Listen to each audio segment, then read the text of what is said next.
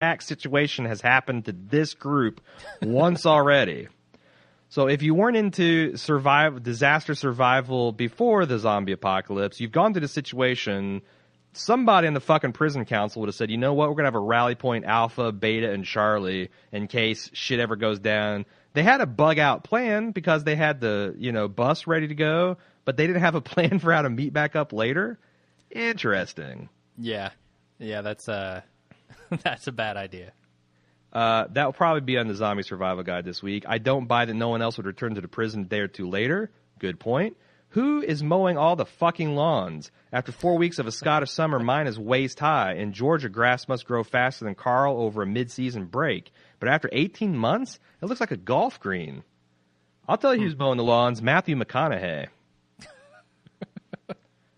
It's a True Detective joke that you don't get because you haven't seen the third episode. But yeah.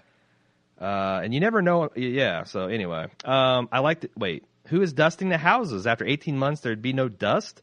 By the way, dust is being made of 90% human skin is a myth. It's just dirt, so there'd be plenty. That's a good point, because it seems like houses in The Walking Dead are either fucking bombed out. Like, remember the neighbor's apartment upstairs above Lily and Tara? It was a horror show.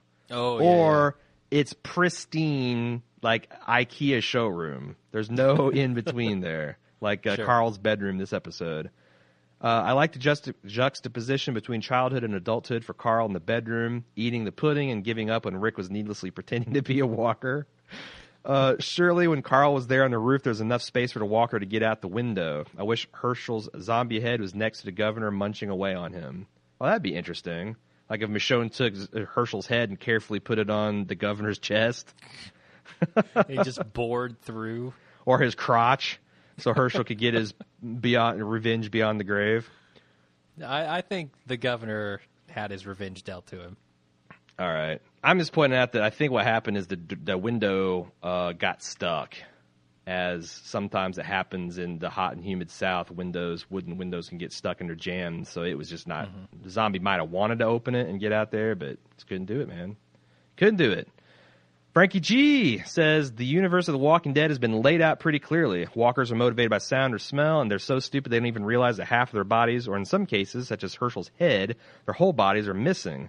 They're killing machines bent on eating. How then does Michonne get walkers to follow her and wait for them when she wants to stop and smell the apocalypse?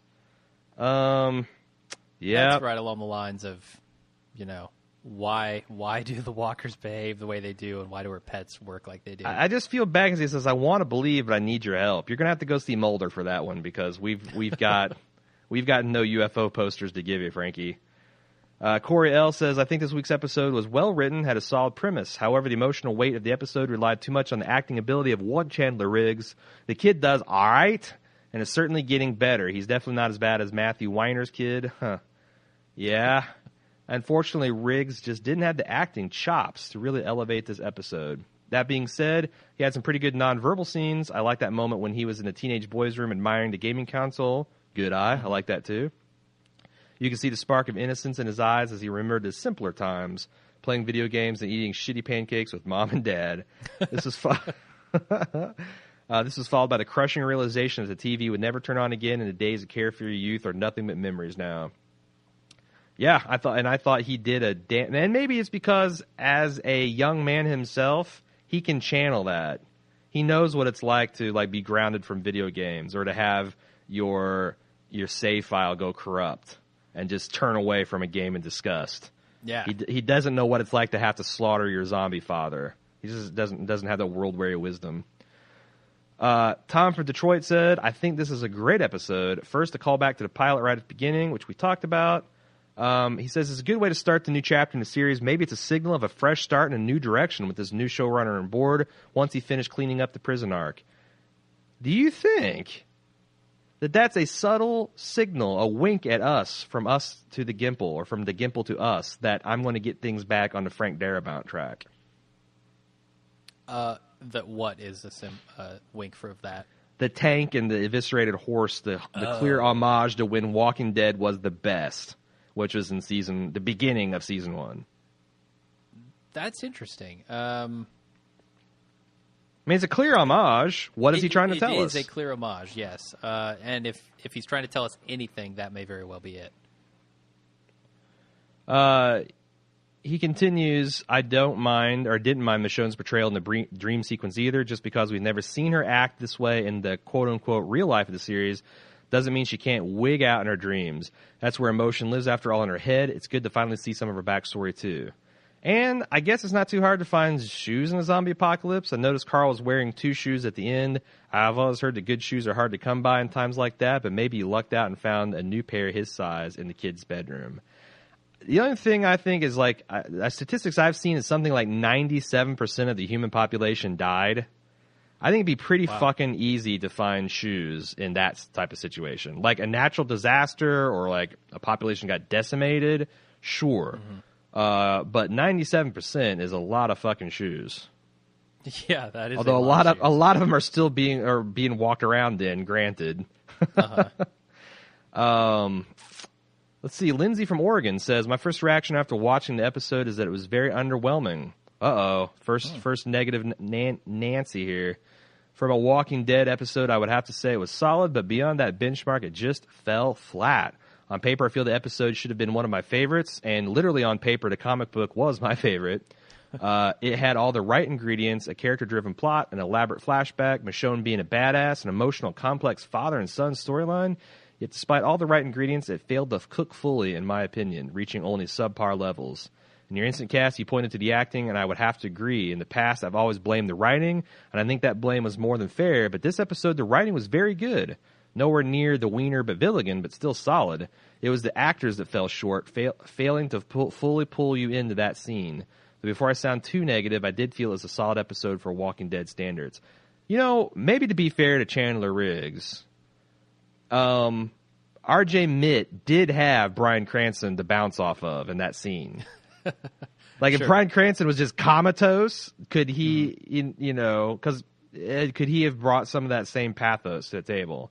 So I think that this was actually a heavier load scene to carry, to be honest. So I just want to put that out there as well. Yeah, definitely for his character. I'm not totally sold on the idea that the other actors in this episode did not bring it. Well, they brought it really well. There's only 3 characters in the episode. Yeah. Andrew Lincoln was comatose and douchey, so you must be talking about Michonne, which I agree. Michonne did bring it. She did bring it. Outside of her Wilhelm scream. One other quick note. I thought it was interesting that when Lori died in childbirth, Carl had no problem putting her down before she turned. He didn't even hesitate, whipping out his gun and putting a bullet in Lori's brain. Contrast that with Carl not being able to shoot Rick even when he's presumably about to kill him as a zombie. Just an interesting note. Well, we talked about some of the differences between the circumstances, right? Mm-hmm. Secondly, I just want to throw some fuel on the coffee pot, Dead Man's Brew, conspiracy theory loving crowd of the theory that Carl didn't actually shoot his mother. He couldn't bring himself to do it. And that fat zombie was actually Lori Grimes that Rick was hallucinating as a zombie. I don't buy it, man. I know you don't. I know you don't. The man who brought forth Dead Man's Brew does not buy a crazy-ass crackpot theory. Amazing. Hell no. It's the exception that proves the rule. Sheil said, I thought this episode was really well done and bodes well for coming installments. There's probably fans out there who were looking at balls-to-the-wall thriller or looking for a balls-to-the-wall thriller and found the mid-season opener disappointing.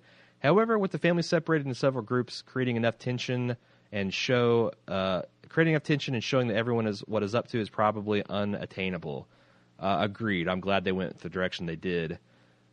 Sunday's story focused on Michonne and Ricarl. Thematically, they shared a common journey separately. Michonne, having lost everyone from the group, was going to revert to withdrawn survivor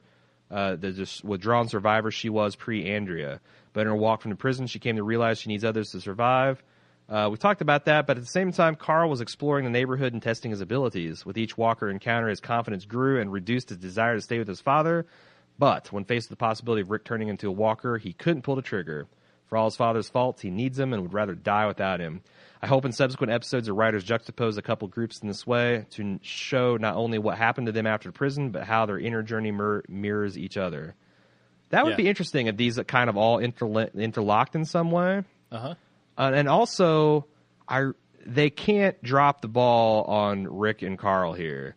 This relationship, I think, needs to evolve a lot this season, or else I'm going to be retrospectively pissed off that they wasted the potential they did have here in this episode. Yeah, Carl can't go back to the way he was at the beginning of this episode again, right? Well, and not only that, but I don't think Rick called him a man. You can't fucking treat him like a child from this episode on. You cannot. Yep. You can be concerned for him, you can be scared for him, but you cannot treat him. You can't pull this, I need you to hold down the fort and protect the people in this whatever fucking shithole we've held up for now, Carl, instead of going out on a badass awesome mission with all the other badasses. I will be calling such bullshit if he does that. Mm-hmm. And I just want to see continuing trust and mutual respect to I want to see how that relationship's changed. This is a tipping point. I want to see that in the rest of the season and seasons to come. Graham H. said, I really liked this opening to the half season. Pretty much everything was identical to the comic. The only gripe I had with the episode was the fact that Carl pretty much reverted back to season 2 levels of stupidity. Remember how he gets that lamp stake that he could easily take out a walker but doesn't use it when he gets pinned down in the house? If the walkers don't get him, putting induced diarrhea probably will. Yeah, and also the return to the season 2 theme of Carl won't stay in a fucking house. Yeah, it's true. Cannot, will not. You cannot keep him in that house. That's all we got. We actually got a fair amount of spoiler takes, including episode titles and synopsis, like the 1 or 2 sentence like TV guide style synopsis for the rest of the season. Oh, so wow. if you don't want to hear any of that shit dropping, you better turn off now, because I'm about to say a couple words and Jim's about to say a couple words. We're gonna play 15 minutes of music and then kick it right to spoilers. Let's roll the outro, and then if you want to add to our awesome levels of feedback we're getting, please send your feedback to watchingdead@baldmove.com. Don't forget you can follow me on facebook.com/baldmove for your live weekly Bald Move family live watch of the Walking Dead live television show Lively, and same thing over on Twitter, twitter.com/baldmove to get down with Jim. You got 2 flavors of Bald Move you can choose from. That's it. Spoilers.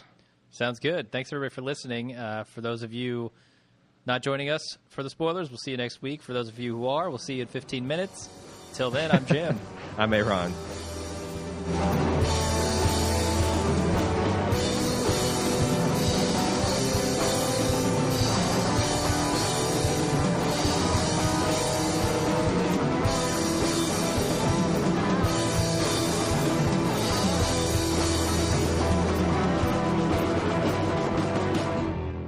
And we're back with the spoiler section. What do we have this week? We got Bob B saying he just listened to the preview cast for the second part of the season. I don't think we have to worry about Alexandria Free Zone quite yet. I've always thought the message is likely from the Hunters. Ooh.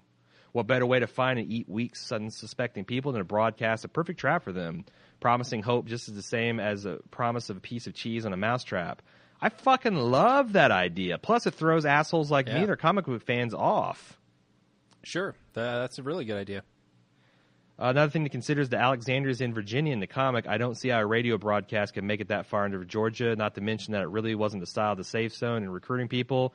One point to contradict that, Cynthiana is in Kentucky in the comics, and it's some fucking King County, Georgia precinct in The Walking Dead. So they could easily compress all that stuff. In fact, I think they will. I don't think they're leaving Georgia because they fucking get a sweet ass tax break from working in Georgia. For sure. So yeah, I think they're going to be rocking the Peachoid for the whole series run. Just my 2 cents. Interested to see what you think. Hopefully our gang is on the road for at least this half of the season and maybe the first half of season 5. I like it. I like keeping them on the road is cool in my book as long as they don't cheap out. You know? Yeah, it's way more fun than having them hole up somewhere. For 2.5 seasons, yes, I agree. Definitely for 2.5 seasons. Mark from Philly says there are usually episode descriptions for upcoming episodes for each show, but there seems to be descriptions for every upcoming episode of The Walking Dead. I want to share them with you guys. Yes, it's rare that they're all out. Usually you've got 6 episodes, 5 episodes, Because the guides are already out. Like, they have to be, people have to set their DVRs and shit. So, but yeah, having the full season, that's kind of unusual. The description for after episode 9 was, as Rick deals with old wounds, members of the prison have come to terms with their new environment and ask themselves if survival alone is enough. Season 2 or episode 2, inmates in the quest for stability and safety, the group faces many obstacles. That is Mad Men level, not helpful. Right, when have they not faced many obstacles? Yeah. Claimed, Don has a meeting, Peggy reveals a surprise. Claimed, episode 3, a number of immediate threats plague Rick, group members deal with their past. Still, did Matthew Weiner fucking write these things? They're not giving up anything. Episode 4, still. An enlightened mission sprung from a request from one of the group members. Enlightened mission. I wonder if that would be a priest sending them on a mission, or I wonder if it would be Rick trying to get everybody to go back for Morgan. That's the two things that springs to mind. Episode 5, alone. One group finds a shelter. A group has a realization about protection. That implies that through episode 5, we still have multiple groups running around. It sure does, yeah. I like the sounds of that. Mm-hmm. Episode 6, The Grove. After establishing a new shelter, the group considers things returning to the way they used to be. Oh, wait a second. The numbering got fucked up. This actually should be 9, 10, 11, 12, 13, 14. Episode 14, The Grove. After establishing a new shelter, the group considers things returning to the way they used to be. Can't go back to the way things were. Yeah, but that sounds Alexandria safe house-ish. Oh, safe, it could be, safe zone-ish. But wait, it says they establish a new... Yeah, it says after establishing a new shelter. But it's got to be something. Oh, do you think maybe they're pulling the Lion Estates plot from the very beginning to here, where they find a relatively secure subdivision? Maybe. It just doesn't say to me that they find a new place that is already established. It's that they make one. Also, I don't think the harsh Georgia winter is in effect to make that plot line actually work on second thought. Episode 15, I believe, Us. Motherfucker, Us. Survivors rely on brutality and faith. Who's carrying the faith torch now that Herschel's dead? Oh, good question. Maybe one of his daughters? Yeah, I'm just asking because I think us comic fans know, and we're kind of like laughing up our sleeves at you, Jim. Oh, fair enough. Episode 16, A. Do you think that's a placeholder, or is that the actual... It might be split 2 parts over the season, over the break. Or maybe this is a nod to Olympic excitement because the previous one was Us or US, and episode 16 is A. USA. USA. It could definitely be, yeah. I don't think it's about the Olympics, but maybe it is meant to be USA. Mini Pats collide. Rick faces sheer brutality. The group struggles to survive. So this could either be the Hunters, or it could be the reveal of Negan, his character. Okay, sure. I can get behind either of those. They both sound interesting to me. Yeah, you and I have talked enough about Negan that you know kind of way that goes without, even though you haven't read it. Yeah. So, Mark from Philly says, I'm not a comics reader. What the hell are you doing in the spoiler section, man? What the hell? Where's our bouncer? But spoilers don't really bother me. Oh, okay, well, come on in. On a side note, last week there was only a description for the first episode that read differently. Unfortunately, I don't think it would be significant, so I didn't take a screenshot of it. It said something about a reunited group heads for Washington, D.C. I wonder if that was a description for just the first episode of Season 5. Honestly, unless you saw that on your fucking DVR, I suspect that is wishful thinking for some editors taking a piss on people, because that's kind of what happens in the comics, and that's clearly not happening this season. Yeah. Oh, he also has an idea. I wonder if that was a description for the first episode of Season 5. They haven't even begun production on that yet, though. I don't think so, no. They've made errors in the past, so it might be possible. Would that jive with where their characters head in the future? if they follow the comics and they do the long sojourn out to Washington, D.C., and they do the Abraham and Rosita and Eugene arc, yes, they would be heading out to the East Coast. But I would be very surprised if they get out of Atlanta or out of Georgia. This season, yeah. Period. Oh, period. I don't know. I mean, could they pretend that Georgia is... I guess they could. I mean, fucking Sure. California passes for every state in the union when they need to.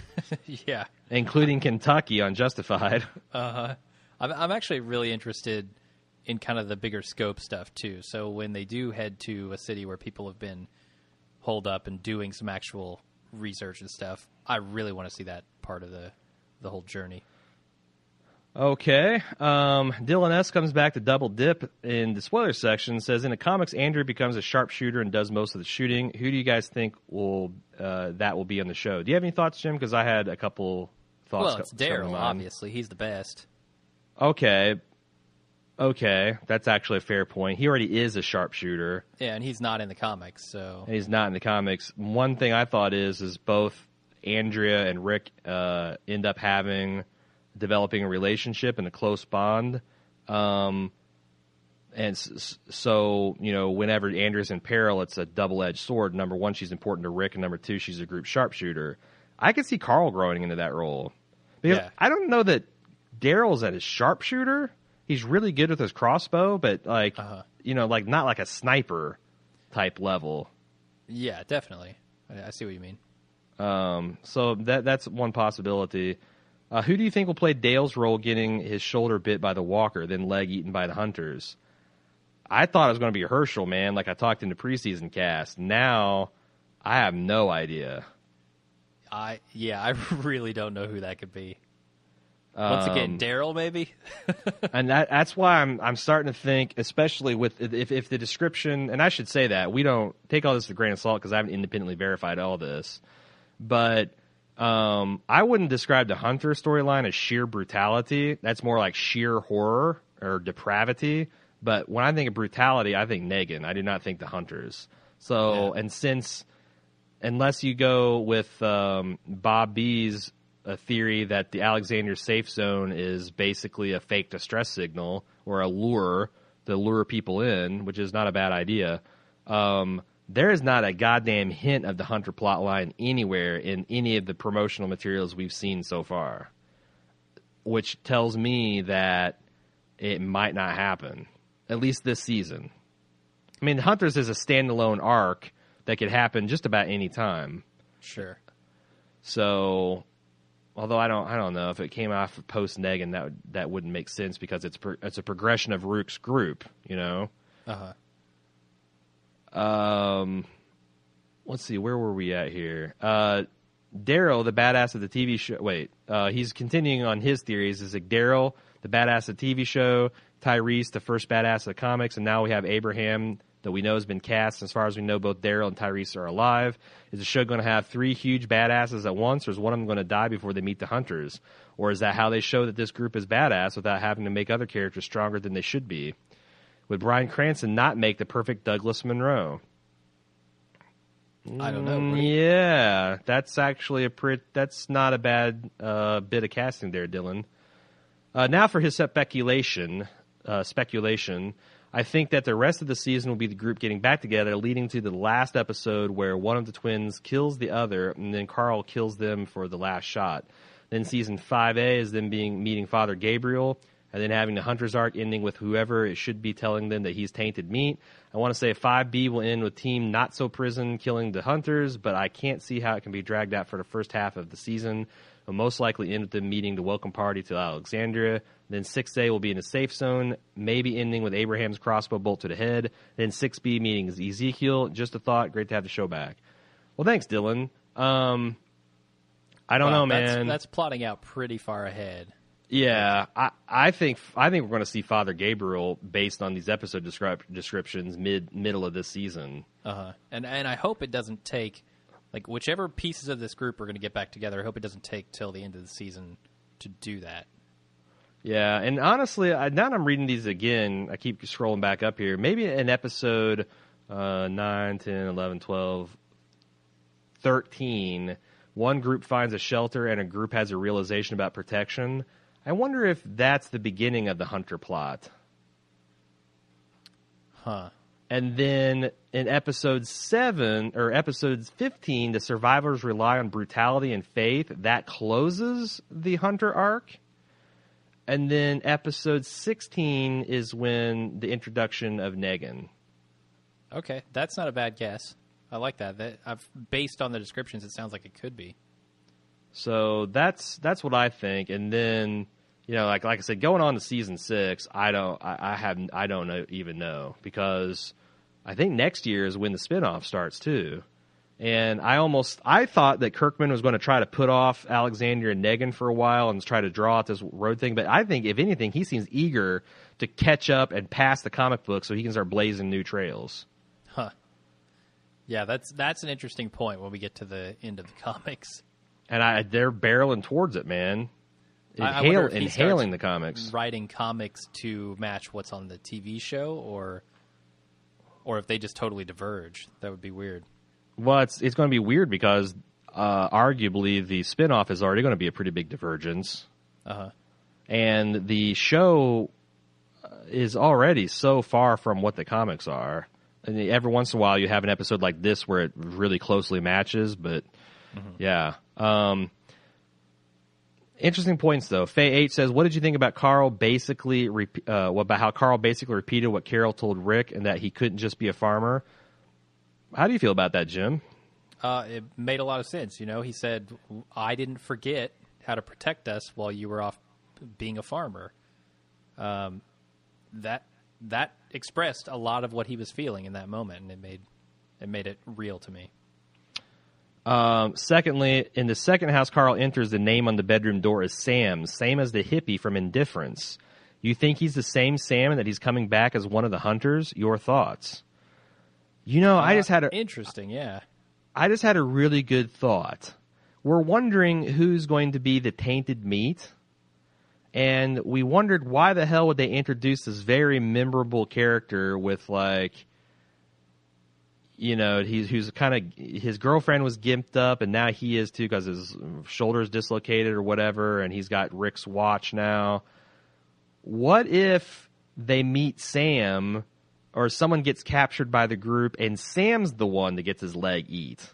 So it's not one of our survivors, but we see this shit go down through their eyes, and they eventually get rescued by the rest of the group, or maybe they don't. But I wonder if that's a way that Sam will actually be captured by, because he's a dumb fuck. If he's a hunter, I don't buy it, but I buy him getting captured by the hunters and being used as meat stock. I think that's exactly how I'd see him going down in zombie apocalypse. Yeah, and you're pretty firm on the theory that he's coming back, right? I was not a fan, but I also think that that's just a really big. That's Chekhov's dumbass.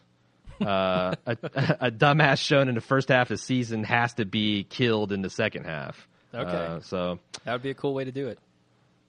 Charlie from California. Here are a couple theories about Judith and the end of the season, plus some thoughts on the season to come. Let's go back first. In your season 4.2 precast, one of you posted a theory about Judith being with Tyrese, but then something would happen to her before the groups rejoin. I thought this was an interesting theory, especially considering the bombshell Rick has, or thinks he has, because I'm still not convinced Carol killed Karen and David, and how this new event would juxtapose Rick and Tyrese. Though I have an extension of this theory. Now, run with me on this. Tyrese and the kids are on the run, and one night baby Judith is being extremely noisy, so someone steps up to make her quiet down. Only it's Lizzie/Mika, and Judith is smothered by one, if not both of them. Holy shit! Jeez, that's dark. I say both because at the end of After, there's a sizzle reel of up-and-coming plot lines, and one of them shows the girls holding hands walking down train tracks together in a very creepy, almost Stephen King-esque scene. I could see them show us Lizzie smother the baby and hold out Mika as a surprise twist for the end of the season when we deal with the Psycho storyline.